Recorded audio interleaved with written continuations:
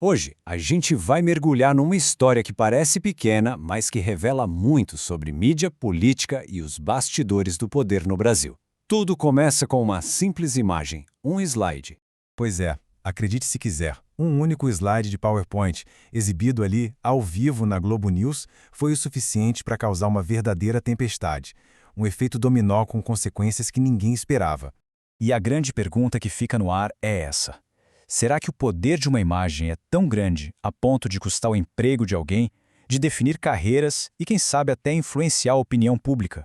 É para destrinchar esses assuntos complexos que a gente está aqui. Então, para acompanhar outras análises como esta, já sabe, inscreva-se no nosso canal. Bom, vamos lá. Nosso roteiro de hoje é o seguinte. Primeiro, a gente entende que PowerPoint foi esse. Depois, vamos ver o que de fato aconteceu com a equipe. Foi demissão ou só uma mudança de setor? Na sequência, a gente investiga a suposta pressão interna na Globo, dá uma olhada na briga pela audiência e, para fechar, discute o grande jogo das narrativas políticas. Certo, vamos começar pelo começo, né? O ponto zero de toda essa confusão. O que tinha nesse slide para causar um rebuliço tão grande? Bom, tá aí o centro de tudo. O programa exibiu um slide que fazia uma ligação visual bem direta entre o presidente da República e esse empresário. E isso aconteceu bem no momento em que as relações desse banco com a política já estavam sendo muito comentadas. E é aqui que a coisa começa a ficar mais complexa. Segundo a fonte que a gente está analisando, esse slide não apareceu ali por acaso. Ele seria, na verdade, uma espécie de resposta, um contraponto visual a uma outra narrativa que já estava circulando e que tentava associar o mesmo banco ao adversário político. Um verdadeiro xadrez de imagens. Bom, depois da exibição do slide, a repercussão foi imediata, claro. E a primeira versão da história, que ganhou muita força, falava em consequências drásticas para os profissionais envolvidos. E aqui a gente vê um choque de versões. De um lado, o que muita gente ouviu, que os responsáveis foram demitidos, uma punição exemplar. Do outro, a fonte desta análise afirma com todas as letras que não foi bem assim, que o que rolou foi uma reorganização interna e não uma caça às bruxas. Essa frase resume a posição da fonte. É uma declaração forte, que muda totalmente a perspectiva do caso.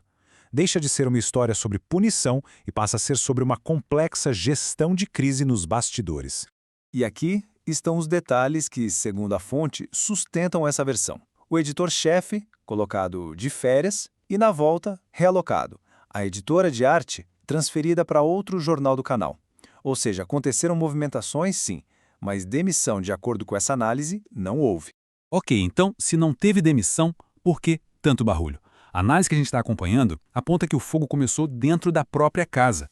Essa é a pergunta de $1 milhão, né? Se a história não era sobre demissão, o que realmente aconteceu por trás das câmeras para gerar toda essa polêmica? A resposta, segundo a fonte, está na disputa de poder dentro da emissora.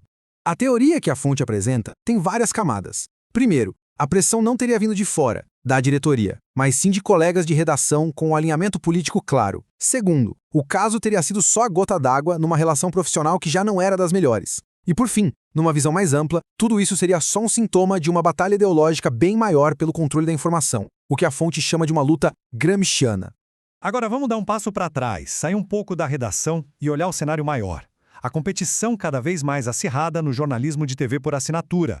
Olha só esse gráfico, que foi elaborado com base na análise da fonte. Ele mostra um ponto bem importante. O caso do PowerPoint não aconteceu do nada, num vácuo. Aconteceu num período em que a Globo News estaria perdendo audiência, enquanto um concorrente direto, a CNN Brasil, estaria em alta.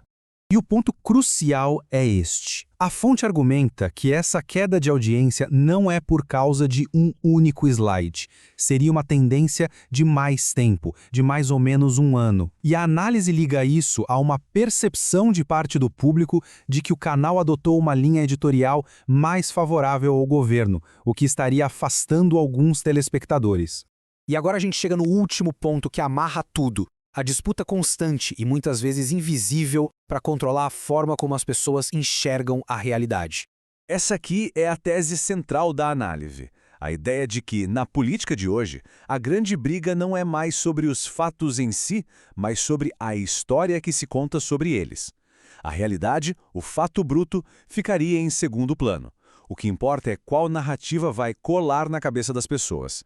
Isso nos leva a uma especulação bem ousada da fonte. A hipótese levantada é que a própria Globo, talvez percebendo um desgaste do governo ou uma mudança no clima político, estaria começando a recalibrar sua cobertura. O caso do PowerPoint, entre outros, poderia ser um dos primeiros sinais de um distanciamento estratégico. No fim das contas, o caso do PowerPoint da Globo News, com todas as suas reviravoltas e teorias, deixa essa pergunta no ar. É um retrato bem fiel das tensões que a gente vive hoje entre imprensa, poder e a guerra de informação.